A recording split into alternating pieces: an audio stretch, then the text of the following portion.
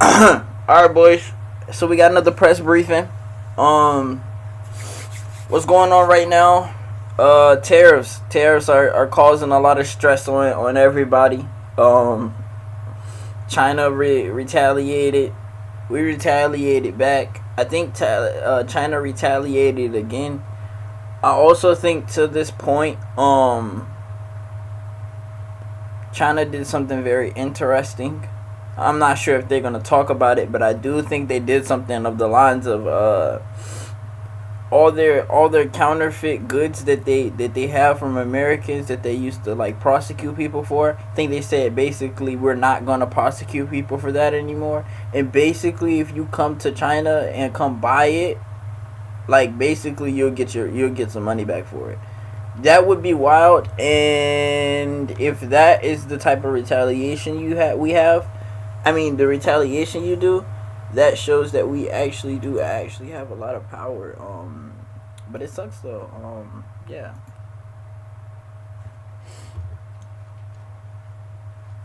Good afternoon, everybody. Happy Friday. As you all know, the president is currently undergoing his routine and long-scheduled physical at Walter Reed Medical Center, and we will have a readout from the White House physician. Last night, Casina Carolina arrived back safely. He's gonna make sure y'all know that he's healthy enough to run the country, because he actually believes that Joe Biden was not healthy enough to run the country. After being detained in Russia for more than a year. Since Inauguration Day, President Trump and his team have secured the release of more than 40 detained Americans abroad. This is more than half of the number of Americans released by Joe Biden in 4 years. And President Trump has brought these Americans home in 80 days. This administration will continue to work hard to bring Americans home from around the world. As I've said before, I'm going to speed through this. I want to get to the questions. And I will say it again today, everybody in this room has access to the most transparent and accessible president in American history. The cabinet meeting yesterday was for the group. President Trump asked each secretary to provide an update to all of you in the media on the critical work they are doing at their respective agencies to deliver on his agenda. And according to new reporting from the Washington Times, I love the fact that he's doing that, bro. The fact that I can go in and go look at and see what everybody's doing and what they did at work today and at our government, that is nice, bro. Or the fact that they're telling us what their plans are, or like just being more transparent. I love that so much. At least the stuff that they can be transparent about. I mean, I understand some stuff has to stay confidential, but the stuff that they can tell the public and should have been telling the public, I love that they're telling the public now. And then that's also going to set the precedent for the next administrations and stuff like that. That they're also going to see that. Because imagine the next administration comes in and they don't start doing stuff like this. We're going to be like, well, they did it like that. Why don't y'all do it like that? And if the next administration don't run things at least like this, because stuff like these press briefings and these secretaries, all these secretaries talking, if that goes away, and then in the next administration, y'all are gonna lose votes because people are gonna be mad because they're gonna be like, why aren't y'all like telling us what's going on? Like, and then if the country, because if we do a stagnant or a drop in the next administration and y'all don't have press briefings and y'all not as transparent as this administration is, it's gonna be all hell to break loose. From the press, all of you, during his first 3 open press cabinet meetings, losing the race this year. That's nearly 20 times the number answered by Joe Biden in cabinet meetings during his entire 4 years in office. In more excellent economic news that was released yesterday, the Consumer Price Index report showed inflation fell to 2.4% in March, smashing expectations for the second straight month in a row. This marked the first drop in consumer prices dating all the way back to the COVID pandemic. Prescription drug prices saw the largest monthly decline on record. Prices for airfare, used vehicles, and car insurance all decreased as well. And energy prices fell 2.4% in March, driven by plummeting gas prices around the country.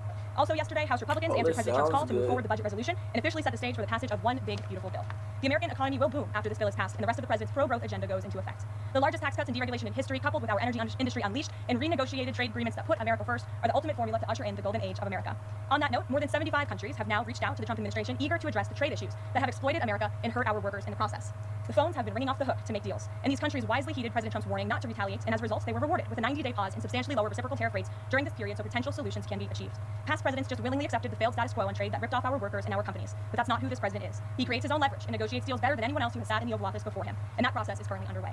On another matter, the deadline for registration... We all saw that he was going to do something like that. It was either he was going to hold the 10% for everybody, or he was going to make a pause and actually in that, because he told everybody you don't want to be the last to come to the table, and China was the only one that retaliated. So this is not like crazy. And then assuming he knows that we would take a hit, because he already knew that like the market would instantly fall after he placed the tariffs.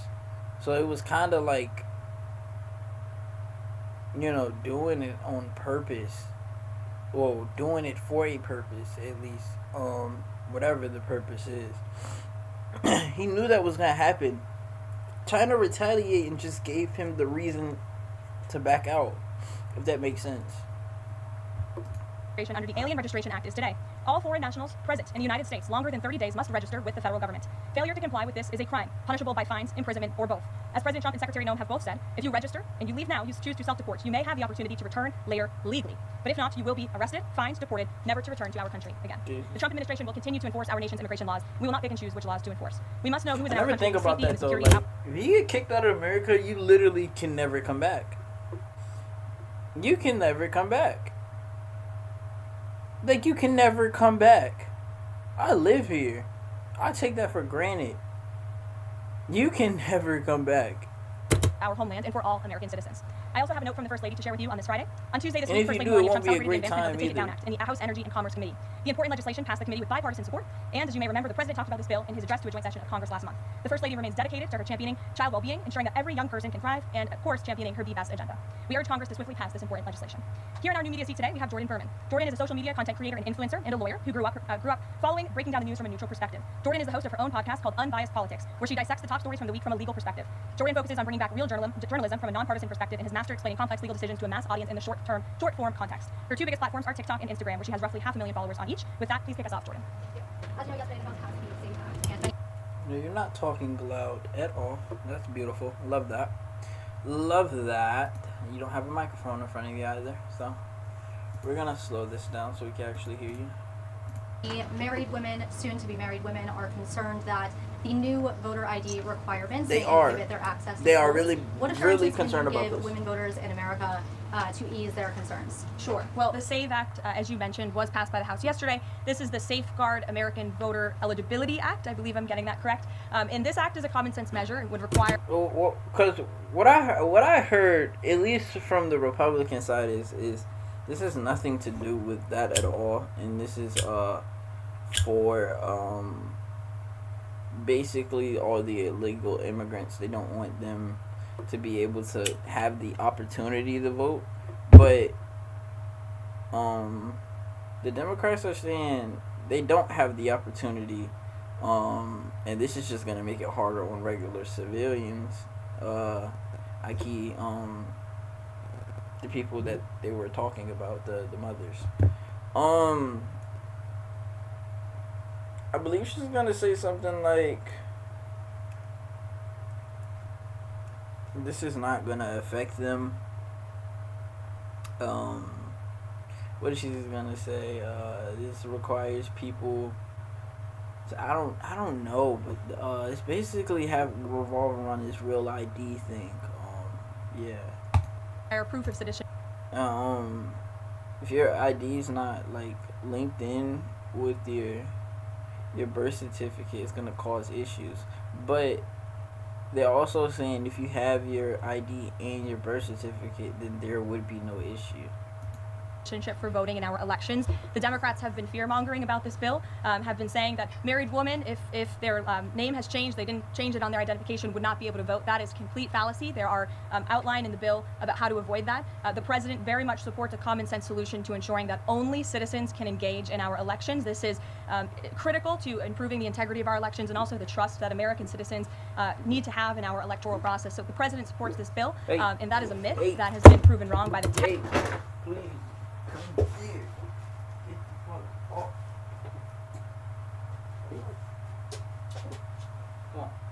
Get it out. Get it out. Go ahead. Go ahead.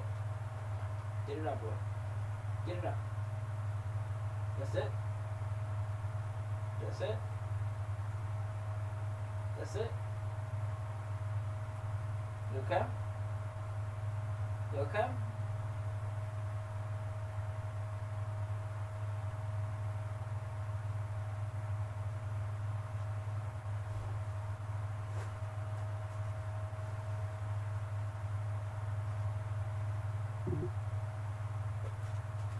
Hold on, child. Text of this bill, and I believe some of the co-sponsors of the bill have been very vocal in addressing that. And certainly, I myself, as a married woman, would not stand before this podium if the president did not support such a common sense measure. Thank you. For my next question, I actually want to give a voice to the American people. I sourced a question from one of my listeners.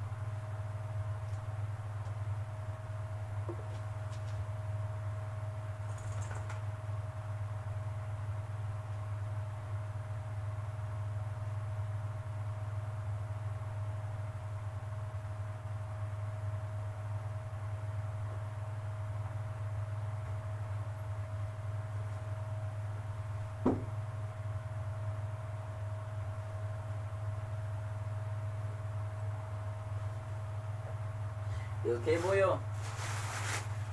You okay? You okay? Too much, man. You like it? Alright, I'm back. Ugh. My dog just freaking threw up. It's freaking a freaking hairball. Supports this bill, and that is a myth that has been proven wrong by the text of this bill, and I believe some of the co-sponsors of the bill have been very vocal in addressing that. And certainly, I myself, as a married woman, would not stand before this podium if the president did not support such a common sense measure. Thank you. For my next question. Again, that's also something that wouldn't make sense for him to support. That would lose him votes. Even for the women that didn't change their name, they would vote against that. So why would he do that? And I actually want to give a voice to the American people. I sourced. And then, if it is like that, wouldn't he just go in and change the part of the bill wouldn't he just change that portion of the bill? Question from one of my listeners. Her name is Bryn. She is from Oregon. And she asked, what, if any, plans do you have, the administration, for the money that will be generated by tariffs imposed on foreign goods? How will the administration facilitate the development of American industries when many critical components, labor, parts, etc., are much cheaper and more feasible from foreign entities? It's a great question from your listener, and I want to thank her for submitting it to you to ask. That's the part of the new media seat is so that everyday Americans across the country have a voice in this room. So thank you again for being here. Thanks for the question. The president's point about his trade and tariff agenda is to bolster our manufacturing industries here in our country, to bring down the cost of living here in our country, and to ensure that we are maintaining critical supply chains here in America. We cannot be dependent on countries like China if we want this country to be strong and wealthy. So the president wants to restore wealth to America by shoring up these jobs here at home, which will result in good paying jobs and higher wages for the American public. And so Americans should trust in that process. He effectively implemented tariffs in his first term while driving down the cost of living in this country, and that's what he's focused on doing against. Thank you. As a follow-up question, can I just ask, are there any specific ideas that the administration has as to what that revenue, specific tariff revenue, will be used for? Yes, to the heart of your question, the president has spoke about the trillions of dollars that he expects in revenue from tariffs and how we can use it to pay down our debt and to ensure that we are no longer faced with a crippling national debt in the trillions that is going to bankrupt our nation for future generations. So that money coming back home will make Where are we at? We at 38 trillion?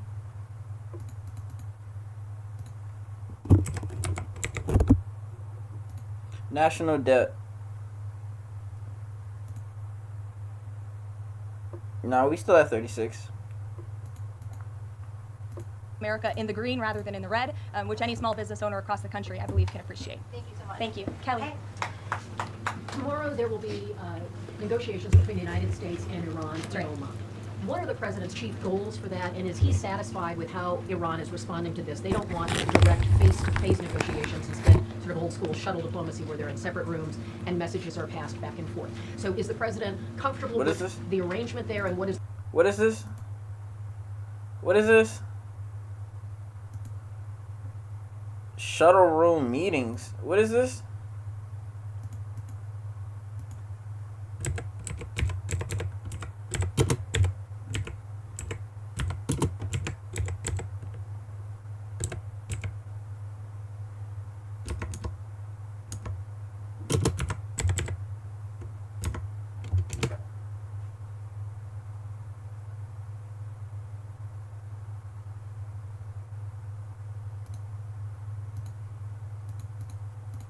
the chief objective? Well, I have spoken to both the president and also his national security team who will be engaged in these discussions. These will be direct talks with the Iranians, and I want to make that very clear. I also spoke to the president just last night about his goal when it comes to Iran, and he has reiterated repeatedly to all of you publicly and also privately to his team here at the White House, his ultimate goal and the ultimate objective is to ensure that Iran can never obtain a nuclear weapon. The president believes in diplomacy, direct talks, talking directly in the same room in order to achieve that goal, but he's made it very clear to the Iranians, and his national security team will as well, that all options are on the table, and Iran has a choice to make. You can agree to President Trump's demand, or there will be all hell to pay, and that's how the president feels. He feels very strongly about it. And can you update us on Mr. Witkoff in Russia and what's happening with direct communications with Vladimir Putin? I can confirm that Mr. Witkoff is in Russia to have direct communications with the Kremlin and with Vladimir Putin. This is another step in the negotiating process towards a ceasefire and an ultimate peace deal in Russia and Ukraine. As these negotiations are ongoing, I obviously will not get ahead of the president or his team, but I think the president has been quite clear that he's been continually frustrated with both sides of this conflict, and he wants to see this fighting end. He wants the war to end. We believe we have leverage in negotiating a deal. We need this war needs to be over. I'm not even sure what they're fighting for. I think Russia wants Ukraine. To a peace deal. Not really sure what our involvement is too much heavily. But yeah, we need to go ahead and get up out of this, huh? You keep talking about it. I guess it's affecting our pockets, huh? We need to go ahead and hop up deal, out and we're of going to this use that leverage, and the president is determined to see this through. Thanks, Caroline. President Trump has said China wants to make a deal on tariffs. The president says he has a great relationship with Chinese President Xi. He's willing to speak with him directly. Why doesn't the president just pick up the phone and get this ball going? All of the things the president just said are true. The president, as I said from the podium just a few days ago when I was up here, would be gracious if China intends to make a deal with the United States. If China continues to retaliate, it's not good for China. The United States of America is the strongest, best economy in the world, as evidenced by the more than 75 countries who have called you the don't administration retaliate immediately and want to make a deal. Like, I don't know. Good deal. So the president wants to do what's right for the American people. He wants to see fair trade practices around the globe, and that's his intention and his goal. So is he waiting for China to make the first move here? I'm not going to comment on communications that are happening or may not be happening, or either way. We'll leave it to our national security team to get these discussions underway. And as always, in the effort of transparency, we will provide updates moving forward. But the president has made it very clear he's open to a deal with China. Why is he optimistic that China's going to make a deal or wants to make a deal if they're not talking? Where's that optimism come He's from? optimistic. Yeah, so Why would any of our they allies don't work? actually want to make a deal. He's just saying that they want to make a deal. He's saying that they're going to get a deal done, and he's saying that China wants to make a deal, but they don't actually, like, they haven't called them and said, yeah, like, we're itching and begging to make a deal. He just thinks that they do. Like, he thinks that we have the power. Okay. Work with us to isolate China in a trade war if we're treating friend and foe alike. You'll have to talk to our allies who are reaching out to us. The phones are ringing off of the hooks. They've made it very clear they need the United States of America. They need our markets. They need our consumer base. You saw Prime Minister Benjamin Netanyahu in the Oval Office with the president saying that he was going to bring down all of their monetary tariffs and their non-monetary tariff trade barriers as well. We've heard from South Korea. We've heard from Japan. The president has spoken to Vietnam. We have Italy coming to the White House next week. There's a reason for that, Sean, and it's because they need the United States of America and our business model and our markets to survive, and the president is using that leverage to our advantage. Michael. Thank you, Caroline. Two-part question. China, Beijing says it will simply ignore any further tariff escalations from the U.S. Does President Trump see this as China backing down? And as a follow-up to that, what do you say to people like Shark Tank's Kevin O'Leary who say, you guys simply haven't tariffed China enough? Look, the tariff rate on China remains where it was yesterday, at the 145% level. The president made it very clear when the United States is punched, he will punch back harder, and he hopes to make a deal that benefits the American worker and our companies that have been ripped off for far too long, and he's finally taking bold and courageous action to do that. You know, taking on China is, in the terms of trade and tariffs, is something that both Democrats and Republicans alike have spoken about for decades. President Trump is finally doing it. Caroline, real quick, President of El Salvador is coming to the White House on Monday. Does President Trump want him to bring Kilmar Abrego Garcia with him? The Supreme Court made their ruling last night very clear that it's the administration's responsibility to facilitate the return, not to effectuate the return. I believe the Department of Justice just filed another brief in the lower court. So my question is for the Democrats. Do y'all so y'all don't? So is it the tariffs y'all don't like, or going against China or going against these other countries? I'm going to specifically talk about China, and I'm going to specifically talk about Russia. Well, no, y'all want to go against Russia, so I'm not going to say Russia. I'm gonna specifically say China. China is surpassing us, like in every field. So, do y'all not want to go against them, or is it like something else?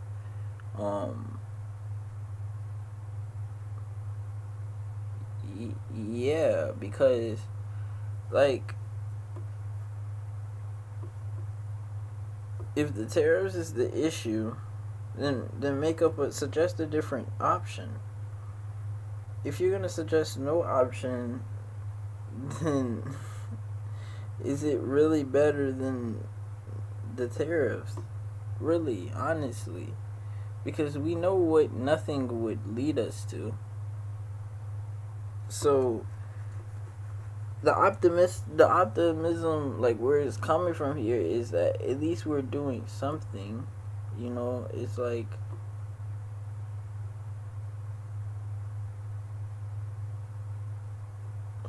think about it.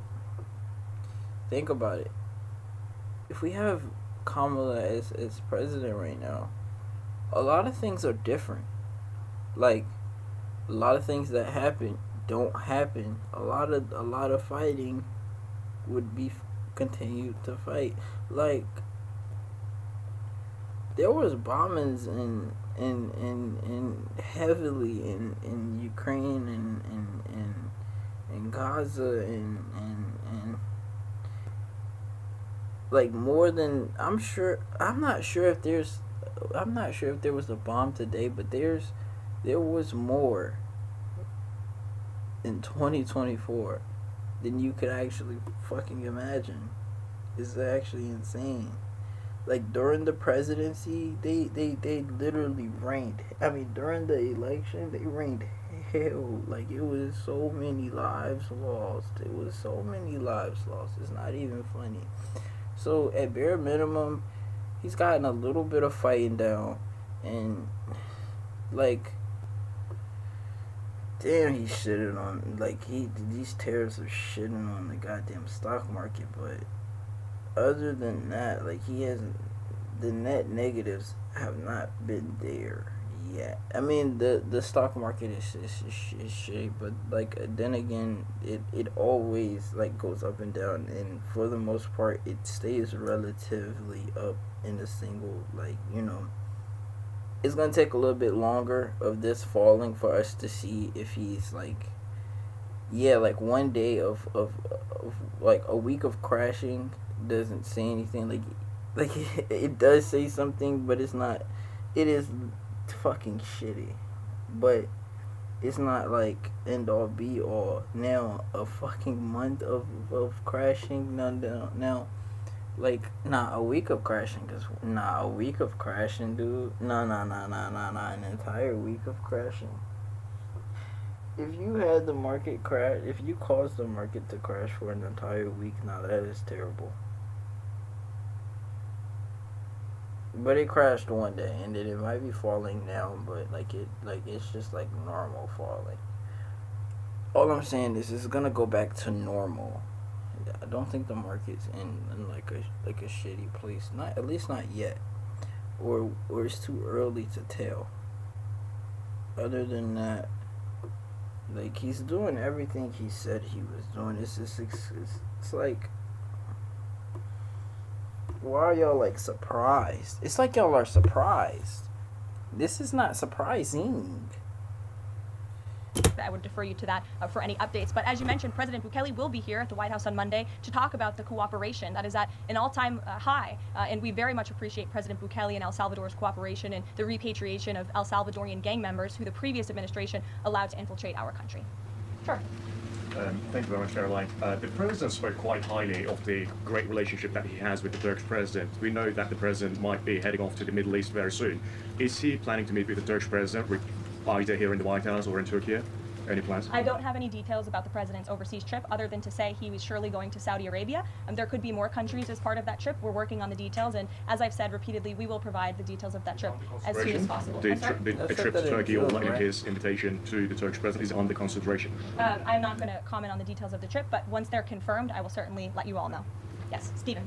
Thank you, Caroline. I'd like to ask you about presidential help and also about tariffs. On presidential health, are there plans for the president's physician to come here and take our questions? And also, President Trump repeatedly makes remarks about the former president's health. Is he considering using his executive powers to bring any greater transparency there?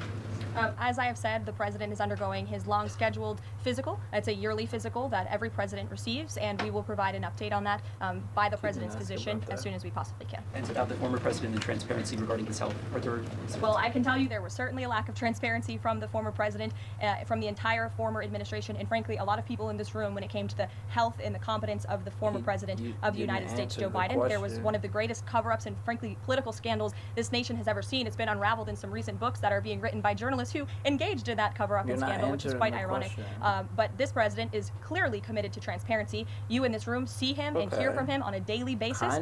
You in this room know from covering him, it's hard to keep up with him. He is a machine working around the clock every single day. And the physician, after today's physical, will provide an update on the report in the effort of transparency. So you didn't answer the question of if he's coming to answer questions, or the question of will he use any of his executive powers to, you know, get some transparency on Biden's health. You didn't answer either of those questions.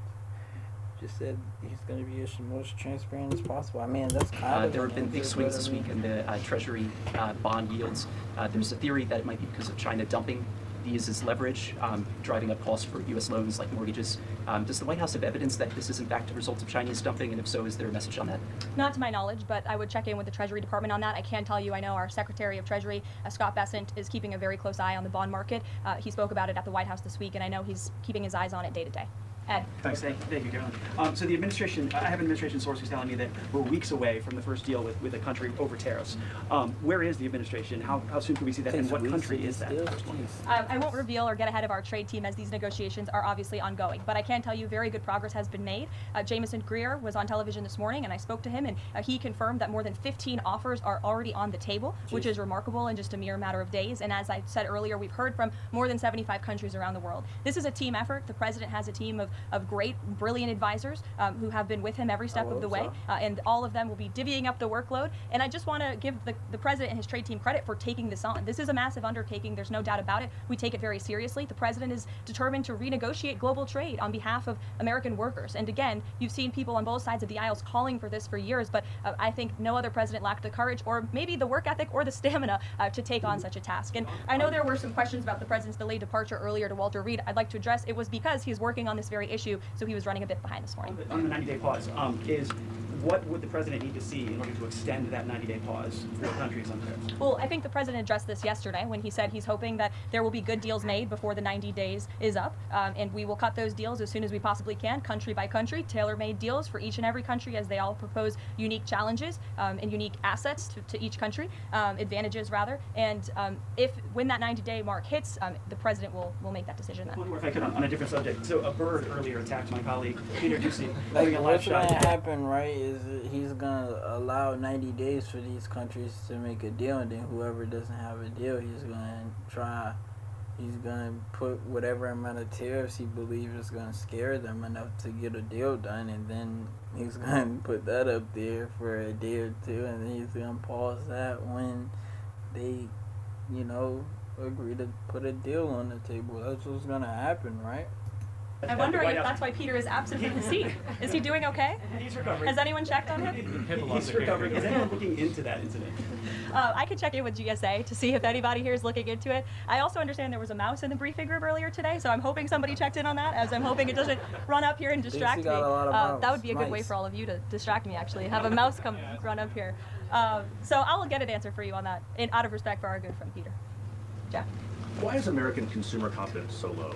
Look, I think there's a great optimism in this economy, great optimism for the American people, a lot of reason for people to feel optimistic. The president is, as I just said, trying to renegotiate the global trade agenda that has ripped off the American people for far too long. As he said, this is going to be a period of transition. He wants consumers to trust in him, and they should trust in him. Look at what he did in his first term. And I just want to reiterate all of the reasons to be confident since you asked, Jeff. For those watching at home, yesterday the CPI report, inflation declined massively, consumer prices are dropping for the first first time in years. Energy prices are down. In fact, oil prices are down 20% since this president took office. Wholesale prices fell again. There have been trillions of dollars in investments into this country. Every day, the president is signing executive orders to cut regulation, especially when it comes to Environmental Protection Agency, our energy industry. That's going to unleash the economic boom in this country that we saw in the president's first term. So trust in President Trump. He knows what he's doing. This is a proven economic formula. What is he asking of Americans at this time? He talked about transition costs, transition problems. Is he asking something specific for Americans to do?